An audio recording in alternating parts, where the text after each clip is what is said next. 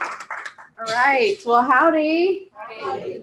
As Christina mentioned, my name is Megan Wyndham. I'm a registered and licensed dietitian, and I work on campus here in the Butyl Health Center.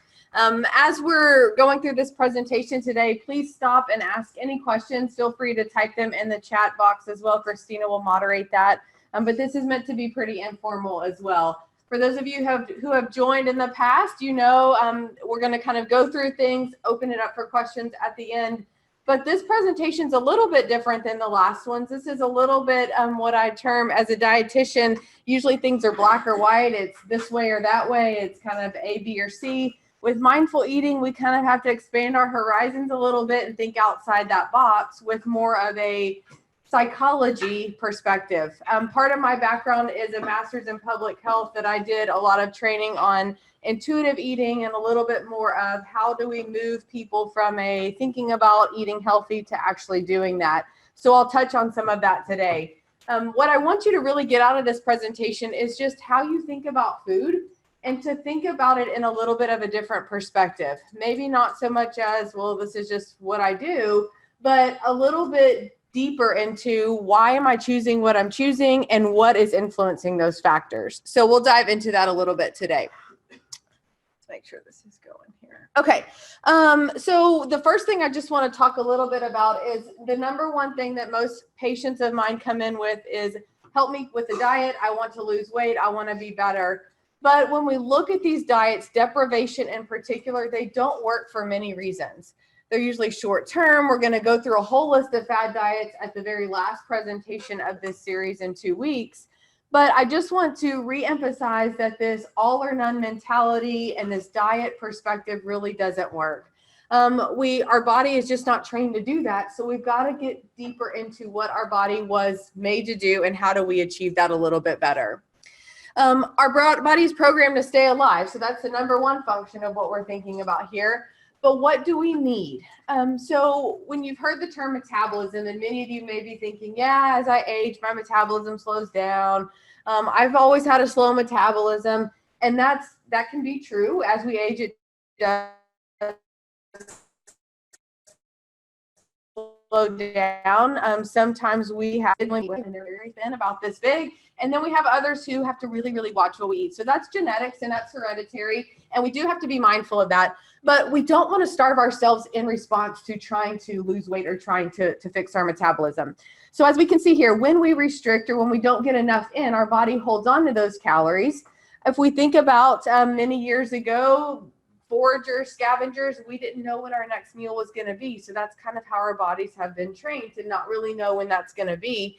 So when we don't know that, our body kind of holds on to that food when we're starving. So feeding our body is just as important as making sure we're getting enough, but not too little. And that's a tough balance. So how do you lose weight without slowing your metabolism? So you say, well, you're telling me not to cut a bunch of calories, but that's what I've always been told. How do I do that without slowing metabolism? And the main key here is to make healthy choices, to gradually cut back on calories if we truly do need to cut back on calories, depending what our needs are in our own body. And we're all individual. So on the back of a label, we see 2,000 calorie general diet. That's great, but there's very few people who need exactly 2,000 calories. So see a dietitian, find out what you truly do need to help with this a little bit. And so if we think about this too, we can lose about half a pound or 1 to 2 pounds a week when we retrain our metabolism. And a lot of times it's just eating a little bit more. It seems counterintuitive, but when we don't fuel our body properly, underfueling is just as harmful as overeating. So hopefully you'll learn that a little bit today. So I mentioned this is not a big talk on just nutrition, what to do and not to do, but a little bit more of thinking outside the box. So let's think about our brain here. We make several decisions a day about food, but several other decisions a day about many different things in our lives.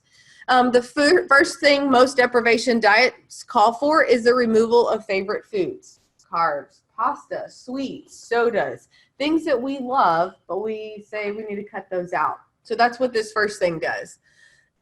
But how do you rely on your willpower or desire to say, I can't have that over 200 times a day? Pretty challenging to do. So the main message here is to not do that, but to try to find these compromises and listen more intuitively to our body. Okay, so how do we keep telling ourselves no, no, no? And that's why a lot of deprivation diets don't work. We see it being successful for 2 months or less, and then we go back to our old patterns. It's because we can't keep telling ourselves no. All right, so which dot looks bigger here? What do you think? The one on the right or left in the center? The one on the right looks bigger. Do you agree with that? Okay. If I told you they're both even, but in general we look at our portions the same way, it's usually in the company that it keeps. So what size plate is it on? What is it surrounded by? What does it look like aesthetically? So I'm going to show you a video shortly in the presentation about portion sizes, but I want you to truly think about when we have a plate of food, it's more than just the food, it's what it looks like, the environment, the plating mechanism, as to how our mind is trained behind that, okay? Our environment, as I just mentioned, is another big piece of this. Excuse me. When we think of our environment, there are tons of fast food restaurants everywhere. We can't go somewhere or drive an hour without running into something. So we're saturated with that. We're enticed to these types of things. There's updated apps on every phone now. So we see these being a lot more at our fingertips, convenient. Food is a lot more readily available. Large plates, portion sizes. We see that at restaurants over and over and over. So thinking about that environment. We buy in bulk. We go to Sam's, we go to Costco, we buy things larger, bigger is better. We have grown up with that mentality to think that.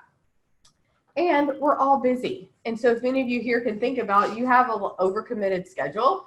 You're missing meals, you're distracted while you're eating, you're trying to do some work, answer work emails while you're eating, kids are running around while we're eating. We're distracted and we lose sight of what we're eating and how much we're truly having, okay? So I'm gonna go through a list of dieters and I want you to just think about where you fit in these different pieces. Some of you may overlap on some. It doesn't mean one is better than the other, but I want you to think about some of how we start to think about food and how we get so ingrained in it that becomes a habit of how we eat instead of truly reflecting on the actual food and the nutrition, okay? So we're going to go through each of these, the careful eater, the professional dieter, the unconscious eater, the chaotic unconscious eater, the refuse not unconscious eater, waste not, and so on. So let's talk a little bit about the careful eater, and I want you to, if anyone has any opinions about this, just shout them out. This would be one who is very health conscious with very good intentions. So wants to start off the day well, really trying to do the right thing. They may anguish over each and every food. They're tracking their food intake. They're really looking at this a little bit deeper, thinking about the next meal. They may undereat during the day because they want to start off really well. So breakfast is great, lunch is great, and then the end of the day, they're starving, so they may tend to overeat a little bit. Appropriate time of day, so we can see this with more intermittent fasting type diets. We'll go through all of that at the very last presentation. But the problem, this can really lead to a negative relationship with food. I see a lot of eating disorders with patients on campus, as you may imagine, and many of them don't come from, well, my mom told me not to eat this, or I was influenced at home. It was really, I started dieting, or I started trying to eat healthy, or I went on a ketogenic diet, and this is what it led to. So I see this over and over, and while you may not feel like, okay, that's not the issue I have, it can lead to more restrictive patterns, which can become a problem in social and personal relationships. So that's a careful eater. The professional dieter, this is one who's tried every weight loss diet in the book, every fad diet, every new thing that's come out, they're trying it. I term it the last supper, to have this last full out binge or cheat meal before they start and get engaging in this diet. They restrict diet, lose weight, gain weight, binge. It's just this kind of yo-yo back and forth cycle. Okay. The problem with this, undereating can lead to overeating and these binges that occur. And this can develop into eating disorders as well. So it's kind of, here again, not a healthy relationship with food. All right, the unconscious eater. So we have different ones under here. The chaotic unconscious eater. This is one I always just feel like I lump myself into. Forgets, busy to eat. I never forget to eat, really. I mean, I love food, so it's hard for me to forget to eat, but busy, on the go, go, go, go. And then by the time you try to do eat, you're starving, and then you're eating whatever's available. So it happens all the time. The refuse not unconscious eater. This would be ones that I would say in the office, there's always candy available. Someone always brings food in. They're just eating because it's there and it's available. So think about yourself in this perspective. And the waste not unconscious eater. If you have kids at home, I can see a lot of parents and moms doing this one. You know, kids leave a lot of food out and they didn't eat but half their plate, and we start eating that in response to, I don't want to waste this or throw this away. So we tend to enjoy those foods but not really realize that it's wasteful, yes, to throw it away, but it's also not as good for us to just eat it just because. So this really responds to chronic overeating. So we tend to overeat more than we think, and then it becomes a habit that we just do that. The candy bowl's there, and you know what? I eat 2 pieces every day, and it's just out of human habit that we do that. Okay, so let's go into a little bit of these studies that I think are really interesting. When I was doing this presentation, I did part of this for HR last year. We talked about mindless eating, and this is a really fascinating book. It's a really easy read. If you're into research, but not kind of the lab rat research, this is pretty fascinating as well. It's really applicable research that this guy, Dr. Brian Weinsick, does. When we put this presentation together, though, he was under some scrutiny for what he was doing at, I think it was Cornell University. So take that with a grain of salt as far as just that whole episode of what he may be in the media for. But nonetheless, his research is really fascinating to me to figure out why people are doing what they're doing. So this book is filled with things like this. But the one study that he showed here was he had free popcorn to a movie theater, okay? And some received medium size, and then other received a really large size bucket. The key was, though, that this popcorn was over 5 days old, all right? So people didn't know that. They came in and they measured how much they ate of the large and how much they ate of the medium. Old popcorn, because he really wanted to see, are we eating it because it's really good, or are we eating it because of the setting and what we're in? And what they found, that the large container, they ate 53% more than the medium container. And it was 5-day-old popcorn, all right? 21 dips in the bucket. They were all distracted during the movie, and it was just that set of mindless eating. There's other studies that he's done too of chicken wings at a restaurant. So they served endless amounts of chicken wings, and one table, the waiter kept removing the empty platter of the bones or the remaining pieces. The other table, they left the empties on the tray. And what they found was the table that he kept removing the empty bones or the waste, that table ate significantly more because they didn't see how much they truly ate. It's just kind of this mindless approach. So these are all tips, and I'll give you some tips at the end of how we can approach this, but I want you to think about, does it really taste good? And is it more of my environment and setting that I need to change a little bit versus just the food there? So a really fascinating study. Let me pull up this video here, because this is also really interesting to me to see how portions make a big impact. And I'm going to turn this up for you. We continue our special series this morning with a look at ourselves. To put it quite simply, we are a nation of overeaters. But the good news is there's some simple things that all of us can do about it, and Early Show consumer correspondent Susan Cookman has details. Good morning, Susan. Good morning, Hannah. Believe it or not, you can eat fast food, chocolate, candy, and cookies and still shed pounds. You are about to meet a professor who says it all comes down to something very simple: portion control. Pizza, burgers, fries. We think they're the enemy in the battle of the bulge, but maybe not. Yes, you can eat all those things and lose weight. Nutrition expert Jim Painter says it's not so much what you eat, but how much you eat. He proves it in his documentary Portion Size Mate, where he puts 2 of his students on a 30-day fast food diet. They both ended up losing a couple of pounds. Their blood cholesterol levels dropped. Their blood lipids stayed normal. Their liver enzymes stayed normal. Everything was fine if they ate the right portion. And this was eating fast food every day. Breakfast, lunch, and dinner. And they ended up losing weight. But getting the right portion size is getting harder. Painter showed us how portions have ballooned. This is a Caesar salad from 20 years ago versus today. Double the portion, double the calories. And same with the pasta and the meatballs. Same with the pasta and meatballs. Now, if you just say, give me the regular serving, it's going to be almost twice as much.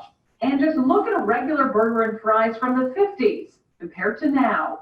But don't you think people want this? They don't want that. They really do. And so one of the problems is that we have this idea that more is better. And if you look at people's waistlines, they are more now. And it's not better.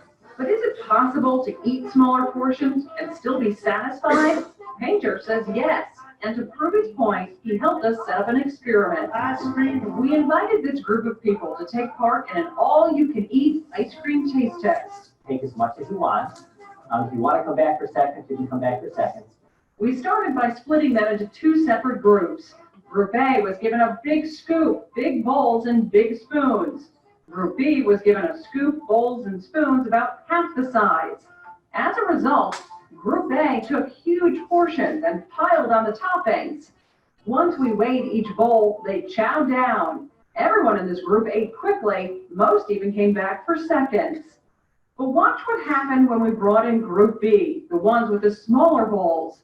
They filled their dishes, but with smaller spoons, it took them more time to get to the bottom, and most quit after only one serving. Does everybody feel like they ate enough ice cream? Yeah. Yes. Then we revealed the truth of our experiment and the result. Even though both groups told us they were completely satisfied, Group A, the one with the bigger bowls and spoons, ate twice as much as Group B. Are you surprised that you guys ate double what they ate? Absolutely, and I can definitely see how just the size of the bowls did it. Why do you think your group ate less? I guess because when you see that your bowl's full and then you eat everything in there, you feel that you had enough and that's all that you need. Jim Painter says the lesson is simple. Control your weight by controlling your portion size.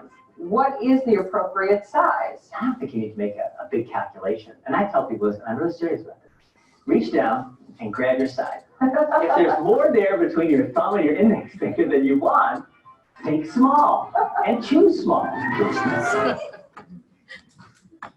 All right, so tell me what you think about that. What surprised you the most?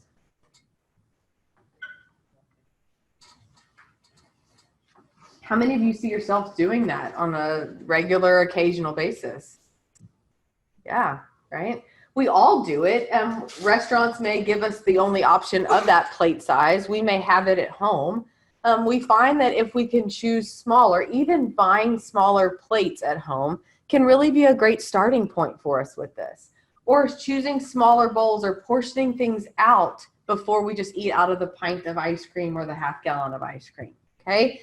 So this is just really another way to open the eyes into, yeah, we talk about portions and we know we have to watch our portions, but how can we change a little bit of that environment to still have the ice cream when we go out, but maybe it's the kid serving instead of the medium-sized shake. Those are all tips and techniques that we can do to not deprive ourselves, but still monitor how much we're choosing, okay? All right, so questions on that before we go into these intuitive eating steps that I want you to take into account. Anything that you have questions about restricting, mindful eating so far? I have a comment. Yes. I was told by a doctor that if you eat small portions throughout the day, it's easier for you instead of eating 3 times a day. If you have snacks in between meals, you kind of help your stomach not to feel so hungry by the next meal. Yes. So she, just to repeat this, she mentioned that she was told by a doctor to eat smaller snacks and meals throughout the day instead of 3 large meals. And what I tell people with that too is it depends on your lifestyle and your schedule. So for some people, 3 meals is a lot easier than just snacking all day. They don't have the availability to do it. Another thing is we can make those snacks count or we can make them unhealthy. And snacking should be a lot like our food. It should be some carb and healthy proteins and those types of things. So snacking just to snack doesn't make sense. But yes, if we can break it up into smaller pieces, it really helps our metabolism for those who struggle with the slower metabolism. So absolutely. Okay. Good question and good point to bring up. So let's go through this intuitive eater. This is really what I want you to take away from the presentation today is picking one or two of these pieces to try to really work on for yourself. It helps you to make decisions without feeling guilty, without going, oh, I really shouldn't have eaten that ice cream, or I really didn't want that candy today, but I did it again. These are what I want you to really focus. It honors signals and hunger, and we'll talk a little bit about what is truly hunger and what is more habit. Eating more when you're hungry instead of just out of habit. Eat whatever you're hungry for and not feeling like you have to restrict that either. Stop eating when you're full. So here are the 10 principles. You're going to get this presentation as well too, so you don't have to write all this down. But we're going to talk about each one of these. One is rejecting that diet mentality.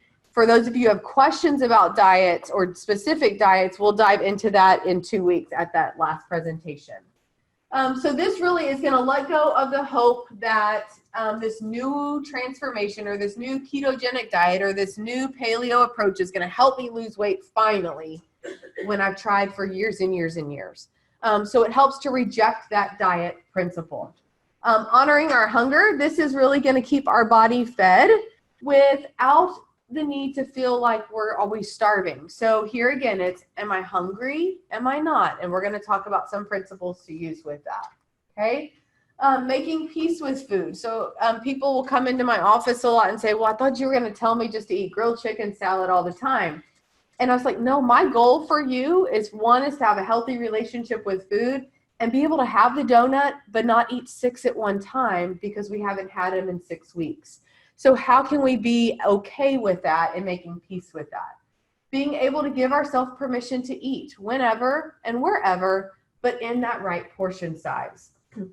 And then to challenge the food police. So that's that voice in our head saying, don't do that. You were not supposed to eat that today. You were out of your time window. Getting rid of that good and bad food mentality. And we're so bad about that.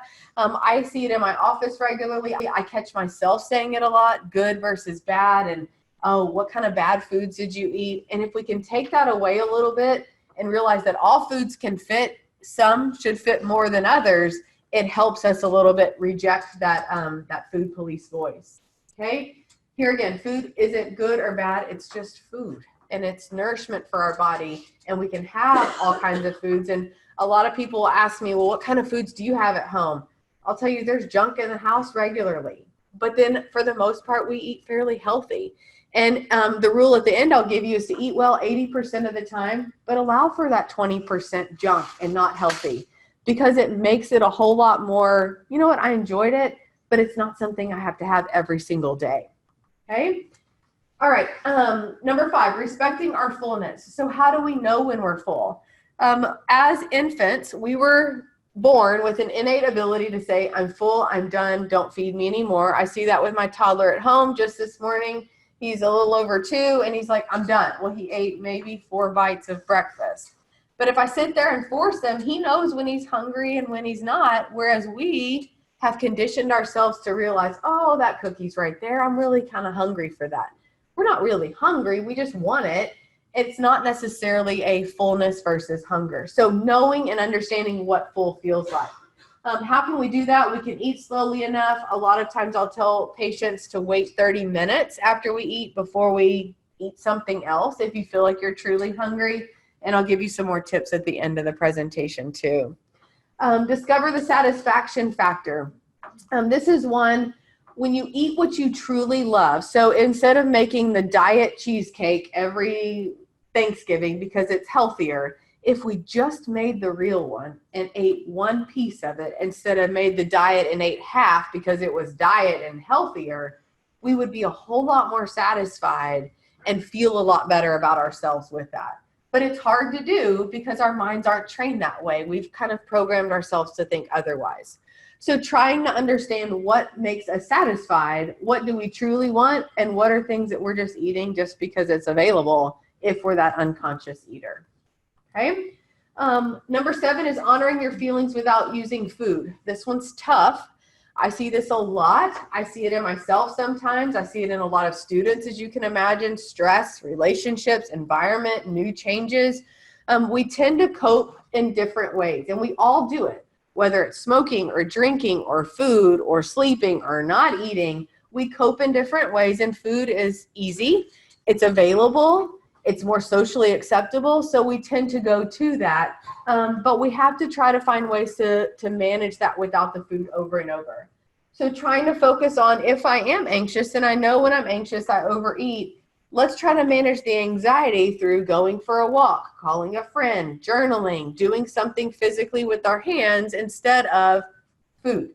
But it's easy to turn to those things, and I want you to just start being more aware. What are you turning to, and what are those triggers for you to do that? Respecting your body is number 8. This is really just trying not to criticize our body shape. I can't tell you how many people I work with, they go, if I just had abs, or if I just look like this. And I tell them over and over, I'm like, look, in my prime, I never had abs. I will never have abs. It's genetic. I just don't come from a line of family that is very muscular looking. So it may not ever happen, but try to respect your own body and think about your overall health. What are my lab values like? What is my, not just my weight, but what is my body fat like? How do I feel? Am I exercising? Try to think more about that instead of just that number on the scale. Okay. Number 9, exercise. We're not talking a lot about that in these presentations. I'm no exercise physiologist, but I will tell you it improves health tremendously, and it has to go hand in hand with nutrition. We can eat well all day long, but if we don't exercise, we're not going to improve. And we can exercise all day long, but if we don't eat well, we're not going to see the benefits. So exercise is just as important. But try not to focus on those calories again. How many did I burn?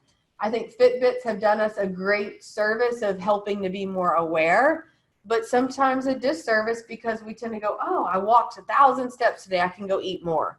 Or, oh, I did this, I can do that. And so we tend to rely on those things to tell us how much we can eat or not eat.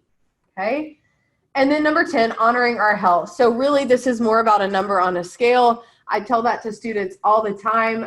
An example, last week I had a patient come in and she was like, you know, my BMI seems like it's obese, you know, help me out, kind of in a panic.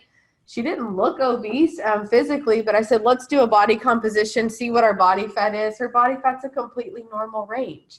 So we let one thing or one number or one time on the scale dictate how we feel or how we eat. Now we're eating out of emotion and doing, it's just the constant spiral. So try to assess more of how you feel. What is your health like, and what are things we need to work on instead of just that number? Yes, Christine, is there a question? Well, you touched a little bit on BMR, and then you said, yes, BMI for weightlifters. Okay, so touch on BMI. So BMI is body mass index. That's a ratio of your height to weight. I'll just give a disclaimer with BMI. We all have a BMI because it's, like I said, a ratio of height to weight. It's in your medical chart and physicians track it regularly. It's really created a lot for insurance purposes to say if you're over a certain BMI, you're in this obese category. If you're under, maybe you're underweight. We track that a lot for some eating disorder patients. It really doesn't tell you that you're male or female. It doesn't say gender. It doesn't say ethnicity. It doesn't say age. It's just a blanket number. So it's a very generic number. What I like to focus on a little bit more is body composition. So how much body fat do we have? How much lean mass do we have? BMR is your basal metabolic rate. So that's how many calories we're burning at rest. How much of that is indicative of what we need. And those are more specific numbers that we should really be looking at. So for someone who's an athlete, I've seen their BMI, which is the ratio of height to weight, to be obese, off the charts, way high. But when you do their body fat, they're way lower than most average Americans are. So the BMI is a good indicator, but it's not the best indicator to determine overall health. Okay? Does that help, Christina? Yes. Okay. Okay. So how do we apply all this? We talked about those 10 principles, and some of you say, yeah, you know, the honoring my hunger is really the key part. Or some of you may go, the diet mentality is really where I struggle. But how do we put all of that together and really work on it? So first of all, like I said, find which type of person you are and what areas that you need to work on the most, and then let's apply some of these. We talked about the grocery store last time, but start there and be conscious of choices that you're making. Go to the grocery store with a list. I gave you a lot of resources of how to do that. Plan a little bit of those meals if you're more of that oh, unconscious eater, I'm just eating because it's available. Start with having healthy items on hand to help there. Buy in bulk, so this can help portion those things out. In particular, if you do buy in bulk or enjoy doing that, invest in little sandwich size or snack size bags, little containers. Those are really important to help with portion control if you're kind of lost to where to even start here, okay? If you think you might still be hungry, the tip that I gave earlier was set a timer on your phone, wait 30 minutes and really try to assess if you're still hungry. Chewing gum, I recommend hard candies a lot of times, Jolly Ranchers, Mints, Lifesavers. Yes, there's some calories in Jolly Ranchers and Lifesavers, but it helps you to think about, am I truly still hungry? There's something in my mouth, I'm doing something, but it's not necessarily the fact of continuing to eat more when you're truly not hungry, okay? Try to eat meals at the table. This is always challenging for me as I'm running around, but try to eat at the table in a controlled setting, away from TVs, away from phones. That just results in that distracted eating.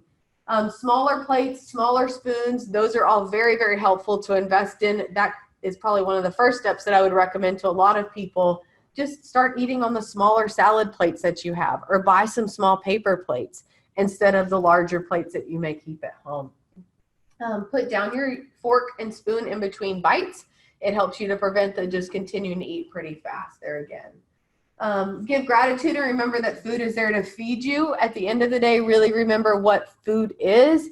I say this a lot, but food is fuel. It's medicine. It's what we need for our bodies, not necessarily, yes, it is enjoyment, and we tend to do it with family and friends, but try to see it a little bit more as that fuel, okay? And try to resign from the clean plate club. For many of you, you may have grown up in that. Finish everything on your plate. Don't throw that away. It's very hard for me as a parent now to throw food away that I'm throwing away from the toddler. I mean, it's more than what I would, I don't throw food away at home. So it's hard for me to see that going into the trash, but we have to remember that we can save what we can save. So if we can repurpose some of that or use it later on, that's great. But try to find a little bit of that balance. If we serve ourselves a little bit less, it's easier to throw less away in the end. Okay.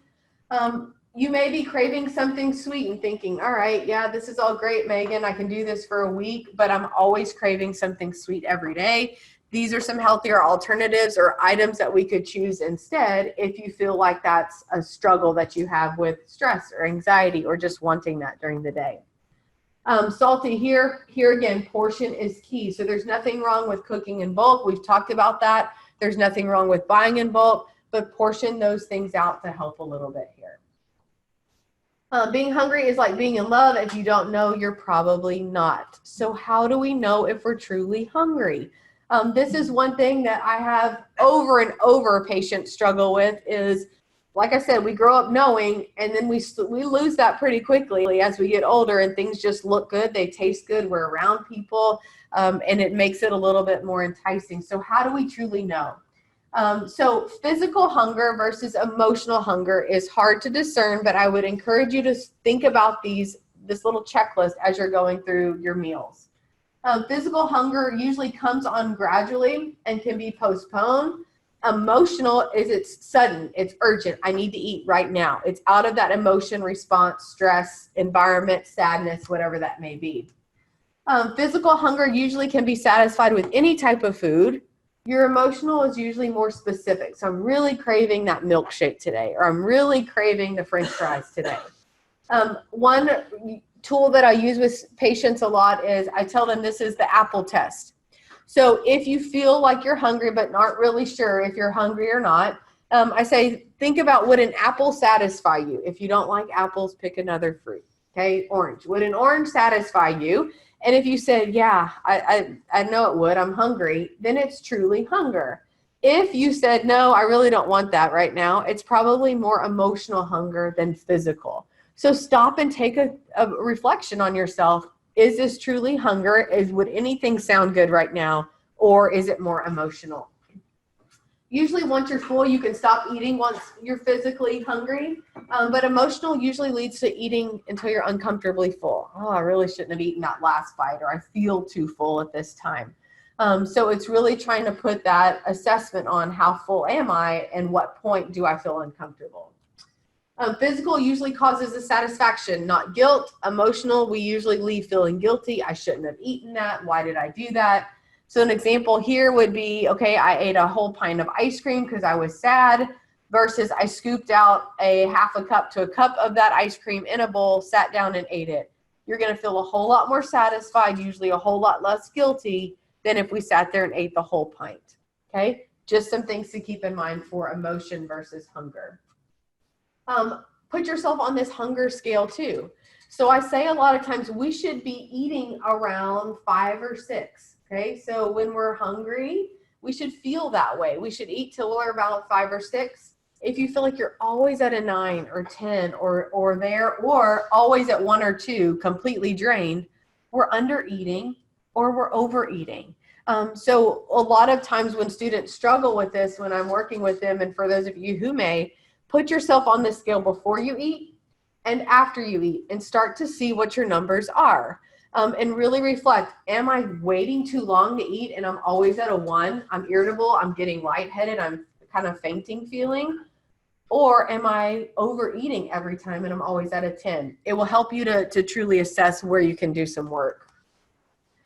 Stress eating is a big one. I mentioned I see it regularly. You probably have done it at some point in your life. Really, this is kind of leading to, why am I eating what I'm eating? It's coping with that emotion. So how do we gain control of this? Yes, it's easy to say, well, just work on the anxiety or work on the stress, but that's way easier said than done. But here's some things that we can do. We can check that hunger scale before and after. We can keep a food journal. I always recommend just paper and pen. The apps are great. They're handy, but sometimes that can cause you to think more about calories and diving way too deep into something that you don't want to get into. So paper and pen. How many cookies am I really eating? I thought I was just having 1, but now I'm having 5 a week. It helps you to start thinking about that. Not depriving yourself, really trying to enjoy that treat. If you struggle with, how do I enjoy the treat but not indulge? Pack a small treat with you to work or with you to a controlled environment. Don't try to do it at home with the whole package of Oreos and hope that you're just going to eat 2 tonight when you normally eat the whole row. Okay?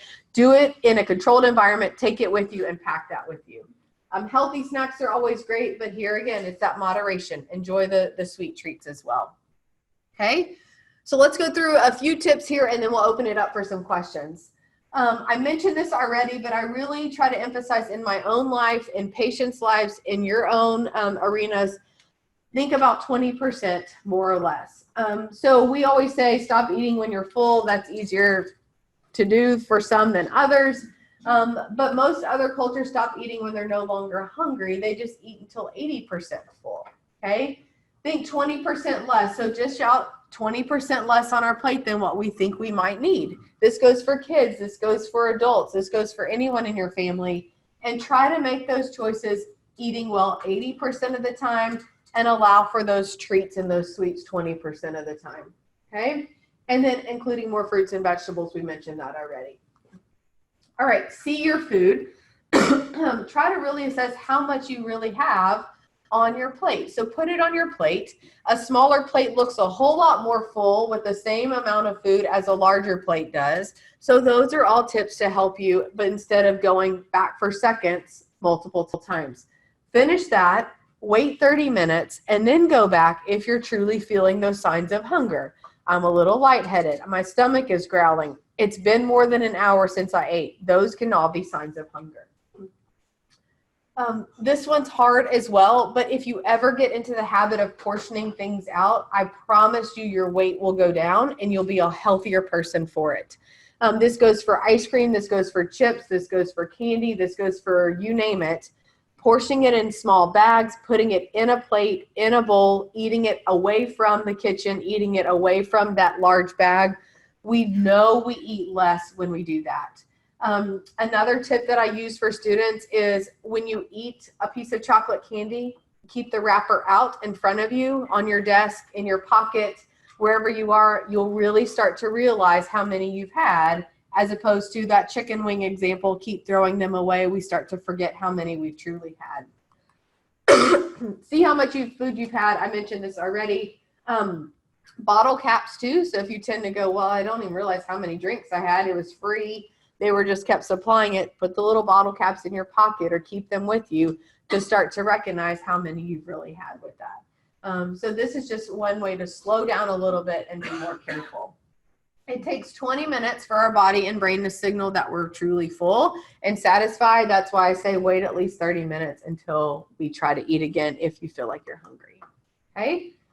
Tip number 3, sensory numbing. So this goes back to that great piece of cheesecake versus the lower calorie cheesecake and eating more of that.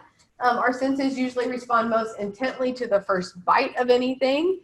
So here again, when we're with family or friends or indulging in something that you're really trying to take advantage of, slow down. The first bite is usually where we get the flavor, and slow down with it. Really try to think about the moment. So who am I with? What am I doing? Who's around me? Try to be more present in those situations when you're taking that first bite, because it allows you to really enjoy the moment instead of focusing just on the food there. Okay. Variety really allows the senses to continue to be surprised. It never really reaches that overload. So you can see that with sweet and salty, Chinese, there's multiple flavors, multiple things of ice cream. You saw that in the video there too. So having variety allows them to be surprised, and we can have a little bite of each instead of feeling like we need a whole serving of each. Okay. So how can we use this? Remember, take 2 bites. So take 2 bites of that cheesecake, share it with someone, share a meal with others. Take those 2 bites, because those are usually the first amount of sensory overload you're going to get and enjoyment, and then eat till we're full, not eat till we continue to feel that flavor coming in. Here again, you'll experience the most sensation in those first 2 bites that you have.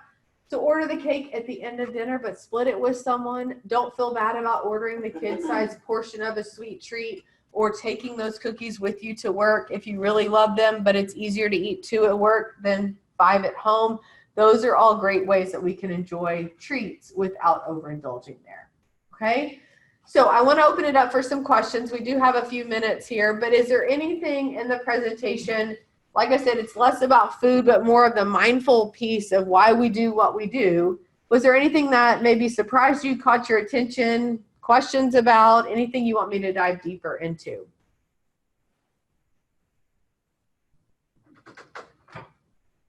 Yes. I have a question regarding mindful eating. Okay. But, back to the BMR. How do you go about figuring out our BMR? Is there a guide online? Yeah, so the question was, how do you find out your BMR? And that means basal metabolic rate. So that's different than the BMI, just to clarify that again. There's numerous calculations that you can find online, and there's numerous ways that you can achieve at a BMR, okay? Basal metabolic rate. The equation I use with my patients is called Harris-Benedict Equation. You can Google Harris-Benedict Equation, and you type in your age, your weight, your height, and then it'll ask you for an activity factor. So how active are you? And it will give you a number of just general, how many calories do we need based on my body? Now, it's not going to take into account that, you know what, I have heart disease, or, you know what, my family history is pretty obese. How do I manage that? It's just going to give you it based on your age, weight, and height. But nonetheless, it's a better indicator than just saying you need 2,000 calories per day. The Fitbit apps are pretty good with that too. I have found that those are pretty consistent with what I'm tracking for most of my patients. Where we get into a little discrepancy is if you put in there, I want to lose 5 pounds a week, it's gonna shave those calories down pretty low. For some, that's appropriate. For others, it's not. But a good rule of thumb is the Harris-Benedict equation.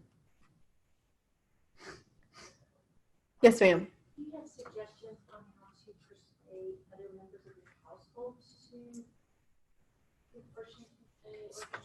Yes. So the question was, how can we persuade other members of our household or family members or friends or what have you to use portion control and to use some of these? And that's tough. I always tell patients, whether they're my own or my own family members, is one, they have to be ready to make the change and willing to make the change. We can't force them to do anything because that always backfires. But we can help change their environment along with ours. So if you're the gatekeeper of the house, I would say maybe it's putting some of those pre-portioned cheese sticks or yogurts or things front of mind in the refrigerator or pantry. Put those snacks a little bit forefront versus the package of Oreos, put that a little bit further in the back. It doesn't mean never have it, but offer those choices. That can be helpful. Smaller plates are probably the easiest thing that we could do and encourage. So just start buying smaller plates or start phasing out what you have and use the smaller ones to help there. If we can pack lunches, we can usually buy the smaller Ziploc bags of snack size instead of the sandwich bag and fill those up to the top. It looks a lot fuller, and that can be helpful there too. Combination foods are really key. I may have mentioned this in a last presentation, but if you know they really like this certain fruit, offer that with something else. Or if they really love chocolate, maybe it's drizzled on a banana or drizzled on something to where they feel like they're still getting that sweet treat and that indulgence, but it's not just full out. I wouldn't say you have to go all out and make black bean brownies and that type of thing if that's not your thing. Certainly you don't have to do that, but it's encouraging them, okay, we're going to cut these brownies in smaller portions, putting it on a plate with something else. It can just changing that environment a little bit. For someone who's more hesitant just to eat healthy or just to exercise, here again, encouraging can be helpful. Maybe it's challenges that you do in your household. So it's challenges that, okay, you're going to help come up or cook the banana and peanut butter bites dipped in chocolate tonight. Okay, they enjoy doing that together as a family or as kids, and then they're more willing to do that. So it's always hard. It's always challenging to help with the portions and not feel like you're trying to micromanage them or tell them what to do. But these are all suggestions. Show them the video. You have the link in your PowerPoint too, just to say, hey, I saw this on the news, or this was a video segment we saw. Isn't this eye-opening to see how much and how little we're choosing? Buy pre-portioned items of things that you feel like you're overeating on. Yes, it's more expensive, but hopefully eventually it will get you to retrain yourself to what a normal serving is like, to where then we can buy the large bag and portion that out ourselves. But starting out, buy the individual fun size M&M packages, buy the small bags of chips, buy the individual Oreos in a little sleeve or package. It will help with portion control there instead of buying large containers and hoping someone's going to serve themselves the right portion or not go back for multiple times. Yes, ma'am. If you know that you're working on training yourself to be more mindful eater, but you're about to have an emotional eat cycle, are there foods that are better for that Great question. Stop it a little sooner? Yes. Maybe? Yeah. So she asked, okay, you're trying to really do this portion control thing, but you are an emotional eater and you're kind of about to go down this spiral of doing that. What foods may help with I'm talking about binge-friendly foods is what I'll say, okay? So popcorn is a great binge-friendly food because we can eat a large volume. It's a whole grain. It's good for us, and it's kind of that fact of I'm doing something, but it's not a whole bowl of M&Ms at the end of it, okay? We can mix that popcorn with M&Ms. We can mix it with some trail mix. We can mix it with some nuts to have a little bit more of that, okay, I'm getting a sweet treat, but it's not all sweet. Other things that we can do there, I like the 100% juice fruit popsicles. That's something as well. So we could eat those or have those just as a way to enjoy. If you love like crunchy things, so chips, that type of thing. So maybe it's that with a dip and carrots. So we're combining something else in there to where we still feel like we're having it, but not overdoing it. I always say try to remove yourself from the situation too. So if you always know that when you're stressed, it's usually at home and I'm alone and the pantry's right there, go do 5 push-ups. Go walk around your apartment or home. Go outside for 5 seconds and just stop and think about it before we go further. Keep a little note card with some of those feelings of how we feel after we overeat. So I felt guilty. My stomach hurt. I felt like I didn't eat well the next day. Keep that visible. And when you feel the need to stress eat, just read it real quickly. If it's on your phone, if it's physically on a note card, if it's verses, scripture, whatever that may be, go to that to where we stop and think about it. We may still indulge in the sweet, and that's okay to do, but hopefully it will help us cope a little bit easier with that. Individual ice cream bars, so the small mini ice cream sandwiches instead of the half gallon of ice cream sitting in the freezer. Those are all tips that we could use there too. Yes? Earlier you mentioned that we know when we are hungry. We have to continuously remind my 9-year-old to eat his food throughout dinner. This is a bad practice.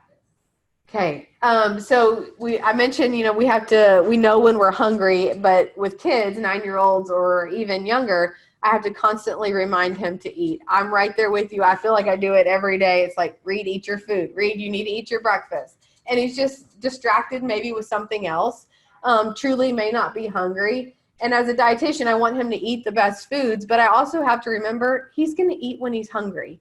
So yes, it's reminding them we need to eat our food, and this is important for us to do, but I would say never force it, especially at that age too. Now, if they're not growing properly, if they're not eating all day long and not getting appropriate growth on the growth chart, then there may be some concern.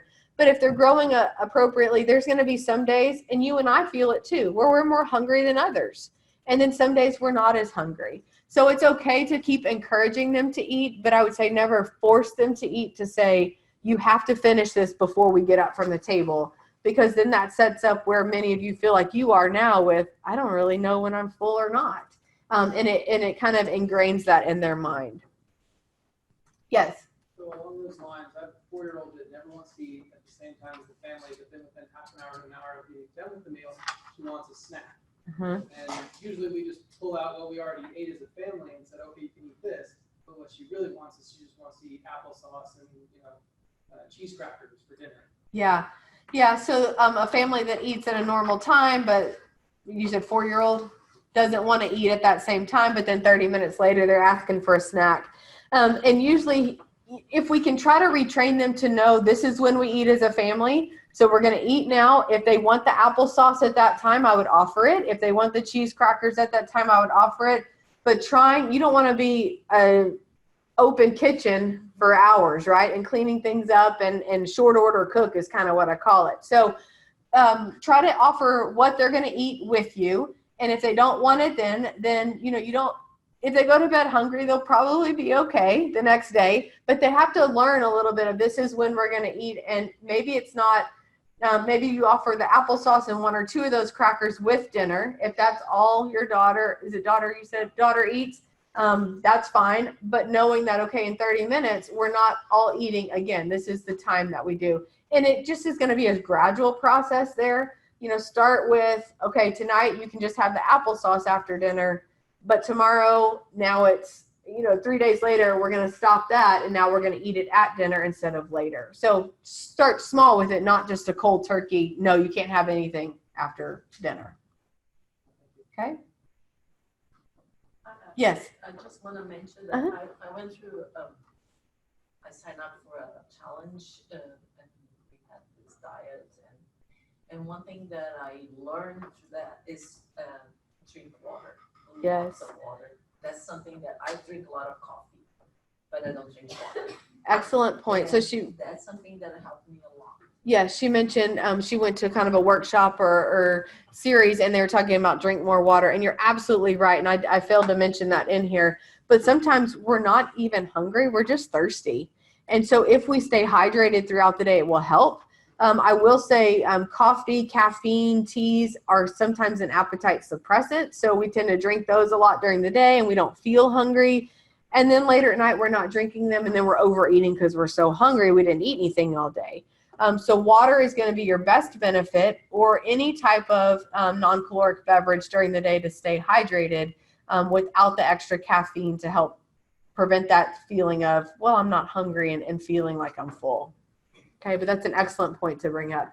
Especially right now, we tend to drink more water because we're thirsty walking outside or feeling dehydrated. Winter time is worse because we feel like, oh, I'm not sweating, I'm okay. And we usually are more dehydrated during that time. Okay, well, I'm happy to stay and answer questions too if anyone has any. Next week will be on sports nutrition. So we'll talk a little bit more about how to fuel with exercise. And then the very last presentation is going to focus on the fad diet. So I'll answer any questions on all kinds of diets that we have in our media that will hopefully clear up any concerns you may have. Yes.